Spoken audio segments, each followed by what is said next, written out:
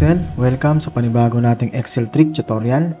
So dito guys sa video na ito, i-share ko sa inyo kung paano natin i-combine yung multiple sheets natin into one pivot table. So dito sa trick na ito, gagamit tayo guys ng Power Pivot. So ang una natin gagawin, kung nakikita nyo guys, meron tayong tatlong sheets. Yung sales, profit, and then yung cost. No? So ang gagawin natin, kakalculate natin yung tatlong sheets na ito into one pivot table, no? Isasama rin natin siya. So, ang una natin gagawin guys, per each table, i-format natin yung table niya. So, control T lang natin to guys. And then, select natin yung buong array. And then, press OK lang natin. Pangalanan natin siya. Yung table niya, pangalanan natin ng sales underscore TBL. Okay?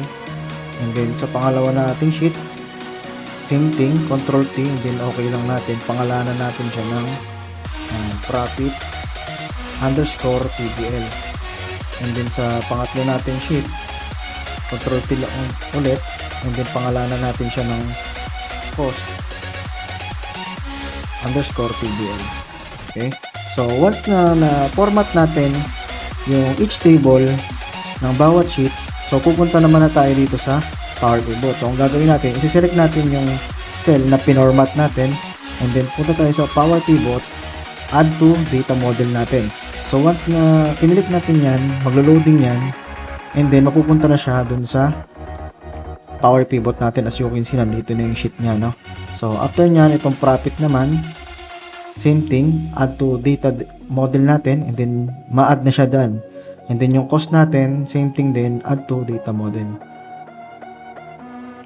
Okay, so as you can see, yung tatlong sheets natin na ginawa, nandito na siya sa Power Pivot natin. So after nyan, kung nakikita nyo dito sa pinaka right side yung diagram view, kiklik natin yan, then maglo-load yan. So lalabas tong tatlong box na to. So itong tatlong box na to, ito yung table na kinreate natin, no? Ito yung sa sales, ito yung sa profit, ito yung sa cost. So ang gagawin natin yan guys, sa tatlo na yan, i-connect natin siya isa-isa, no? So ang relation nitong tatlong ito, yung region. As you can see, dito sa sales mayroong region, dito sa profit may region din, sa cost region din. So ang gusto nating malaman yung sales per region, profit per region, and then yung product cost per region. So ang gagawin natin, i-connect natin yung region ni profit kay sales. Idadrag nyo lang yan, and then after nyan, yung region naman ni cost, idadrag lang din natin sa region ni sales.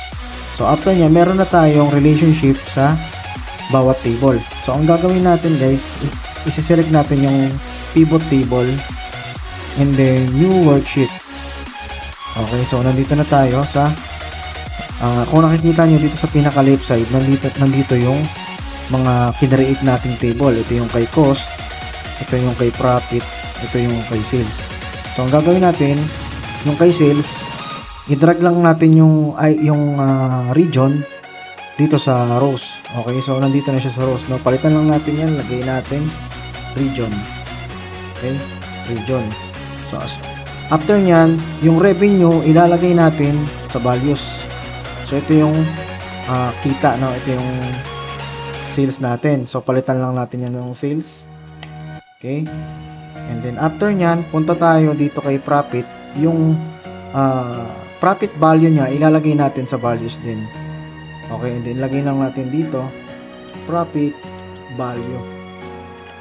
Okay? And then after nyan, punta tayo dito sa cost or yung budget cost. Ilagay natin dito si budget cost ulit sa values.